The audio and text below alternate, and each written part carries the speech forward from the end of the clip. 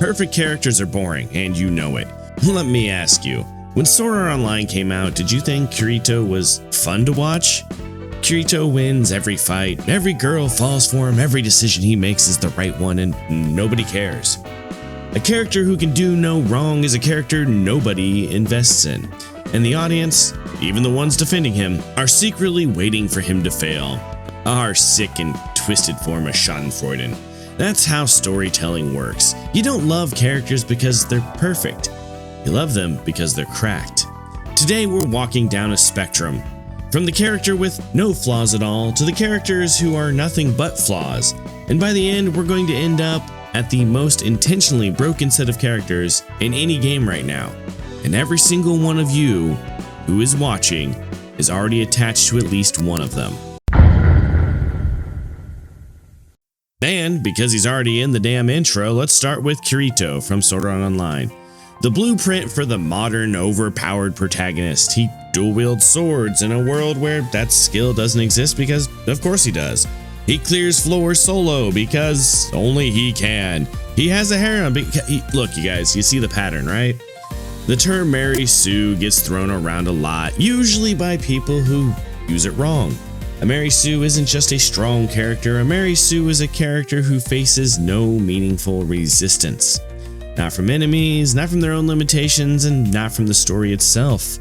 Everything bends around them to make them look good. Like Gary Stu is the male version, same problem though. The story doesn't test them, it worships them. It's literally the scene from SAO Abridged.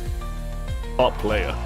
Actually, if you remember, I'm the one who challenged you. Looks like the dementia's kicking in early, old man. And look, SAO eventually tried to fix this. They gave Kirito moments of struggle. I mean, he loses a fight where his daughter and wife's lives are in the line, and that moment, well, that's the first time Kirito is interesting, because for the first time, the outcome isn't guaranteed. The perfect character bleeds and suddenly you're watching. And I know, there was the scene where he got poisoned before, but come on, he wasn't going to die to Skeletor here.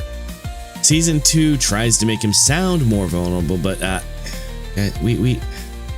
we don't talk about Season 2 for reasons.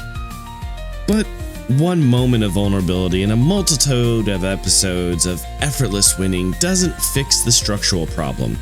Kirito is still a character the story protects, and a character the story protects is a character the audience can't invest in, because there's nothing at stake. If he can't lose, why care if he wins? Now let's talk about a character who looks like a Mary Sue on the surface, but isn't. Faust from Limbus Company. Faust is brilliant. Faust is efficient. Faust speaks in a way that makes you feel like she's 3 steps ahead of everyone else in the room, including you. And on paper, she reads like the same archetype as Kirito, the hyper-competent character who exists to be smarter than the situation demands. No, she doesn't have a harem or his attitude. Stop typing for a second and just listen. But here's where Faust diverges. Faust's perfection isn't a gift from the gods or her writers. It's not even a self-insert character that can do no wrong, it's a framework. She operates through the Gesellschaft. Actually, it's pronounced as Gesellschaft. Her connection to an external structure of other hers that tells her what to do and how to do it. She's not solving problems on her own, she's executing directives from a system she trusts more than herself. And then, the system breaks. When Faust loses her connection to the Gesellschaft, she has to make decisions on her own. For the first time, the framework is gone. The perfection was never her. It was the structure she was plugged into, and without it, she's just someone who has to choose, and she might choose wrong. And that is when Faust becomes interesting. Not when she's the one who knows everything and has all the answers, when she's uncertain, lost and alone while surrounded by 12 other people. This is the first crack in the spectrum. Kirito never loses his perfection. Faust loses hers. And that loss is what makes her a character instead of a concept. Faust cracks, proving that she was never a Mary Sue in the first place. And you already are more invested in her than you ever were in Kirito. Then we have Frieren, the elf who outlives everyone she loves and doesn't know how to process that. Frieren's flaw is emotional detachment, plain and simple. She spent decades traveling with 𝐼𝐸 and his party, and when they die of old age, she doesn't grieve that the way a human would, because, well, she isn't one. She processes time differently. What was a lifetime for them was a season for her. And here's what makes Frieren different from every other character on this spectrum. Her flaw doesn't resolve. The story doesn't fix her yet. She doesn't learn to feel the way humans do. She goes on a journey to understand the people she's traveled with, but she doesn't become one. The detachment is still there at the end. It's just accompanied by something else now, an awareness of what she missed. That's a different kind of broken. Frieren isn't broken by trauma or ambition or loss. She's broken by her own nature. The way she's built makes human connection impossible to achieve, and that flaw stays. For all of her magic power, it's not something that she can just heal or transform. It's not even something she can transfer. It persists, and the audience loves her for it, not despite of it. Because a flaw that persists is more honest than a flaw that gets fixed. Real flaws don't have arcs. You can't get rid of your ADHD, and there's no cure for stupidity. They exist, and you learn to live alongside them. Enough talking about anime characters. I hear you say, "Alden, you're a video game channel. What does this have to do with gaming?" And okay, let's get to the character whose flaw is killing him before the story even gets to, with Arthur Morgan from Red Dead Redemption 2. Arthur's flaw is loyalty. Not loyalty in the abstract, loyalty to Dutch, loyalty to the outlaw life, loyalty to a man who is slowly becoming something Arthur can't follow, but can't bring himself to leave either. However, that loyalty really bites him on the ass when he catches tuberculosis. It's a death sentence delivered not by a bullet, but by a choice he made years before the player even picks up the controller. But Arthur's flaw is what drives the whole story. Everything that happens in Red Dead 2 can be referenced to his blind loyalty to one man. You can't have the betrayal, the slow realization that Dutch's plan was never a plan to begin with, or the disease that is killing him. It all traces back to Arthur's original choice to follow this man. The flaw isn't something that happens to him, it's something he did. And the game gives you 40 hours to sit with that, to watch the consequences unfold in real time. This is where the spectrum starts to get heavier. Kirito has no flaws, Faust's cracks are showing, Frieren's flaw is quiet and permanent, Arthur's flaw is actively destroying him, and you can't look away because the game makes you complicit. You're not watching Arthur make bad choices, you're making them with him. If you're still here, you're the right kind of broken and my favorite character. Continue to be so by subscribing if you haven't, and let's keep going.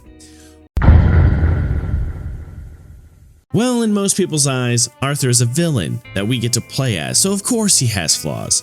But what about a character who started as a protagonist and became a villain? And the transition is one of the most compelling things in the franchise, with Big Boss from Metal Gear Solid. Naked Snake in Metal Gear 3 is honestly kind of boring. He's a loyal soldier, he follows orders, he trusts his government, he does what he's told, and he's good at it. He's not far from Kirito, competent, effective, and uncomplicated. And then, the government he served used him. The boss, his mentor, his mother figure, was sent to die as a pawn in a political chess game, and Snake was the one ordered to pull the trigger. The break is a fracture so deep it redefines the entire character. Naked Snake doesn't become Big Boss because of ambition. He becomes Big Boss because the thing he trusted most, the system, the chain of command, the government, used him and discarded him. And his response is to build a world where soldiers aren't tools. Outer Heaven, a nation of soldiers by soldiers for soldiers. The irony, and this is what makes it brilliant, is that in building that world, he becomes exactly what he hated. He becomes the system that used him. He cycles right back around to being the very thing he broke away from. Big Boss is further down the spectrum than Arthur. Arthur's flaw is consequence. Big Boss's flaw is transformation. The break doesn't just cost him, it changes what he is, and once a character breaks that hard, there's no going back to what they were before. Most flaws seem to be static when it comes to a character. Overabundance of loyalty, a devotion that makes you become what you hated to begin with. However, this is where the spectrum does something nobody else does on the list. What happens when someone lives long enough that their flaw evolves to something new? What if you are Kratos from God of War? Greet Kratos' rage, pure, unfiltered volcanic rage, focused to a tip against the gods. He's angry at the gods, he's angry at himself, he's angry at the world that made him kill his own family. And that rage drives him through 3 games of destruction, so total that by the end of God of War 3, he's standing on a pile of rubble that used to be civilization. Now look, I'm gonna be real with you, I prefer the Greek games. The Norse games are okay, they're written with a modern lens and they're emotionally backwards, but there's something about Greek Kratos that just hits different. That version of Kratos isn't trying to be better, he's just trying to destroy the thing that hurt him, and honestly, respect. There's not one of us here that wouldn't do this, and tell me if a wasp stings you, you're not out for blood, right? Anyway, Norse Kratos. Norse Kratos is a completely different character. The rage isn't gone, it's kinda contained. He's a father again, and a widower. Again? He's trying to be something he doesn't know how to be. His initial flaw didn't heal. It didn't just disappear when he got his new lover pregnant. It evolved. Greek Kratos killed everything because he felt betrayed and angry. Norse Kratos feels these things also and chooses not to act, and that's not really growth. That's a different kind of broken. He still has the power, the strength, and the thing that pisses me off is that he went from a man who would use everything on a revenge mission, but he refuses to do the same thing to protect those he loves. And this is the key distinction. Kratos didn't fix his flaw. He didn't overcome it. He didn't even learn to live with it the way that Frieren does. He took the flaw and reshaped it into a different shape.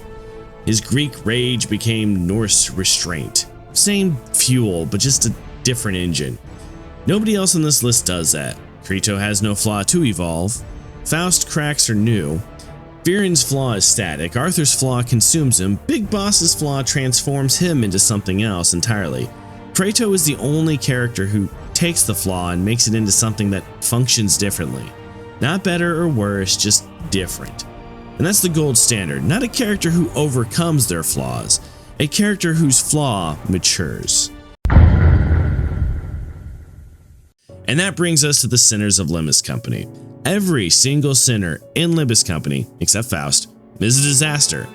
And I mean that with love. These characters are walking collections of damage, poor decisions, and traits that would make a therapist need therapy. And here's the thing. Every single person watching this video right now is attached to at least one of them.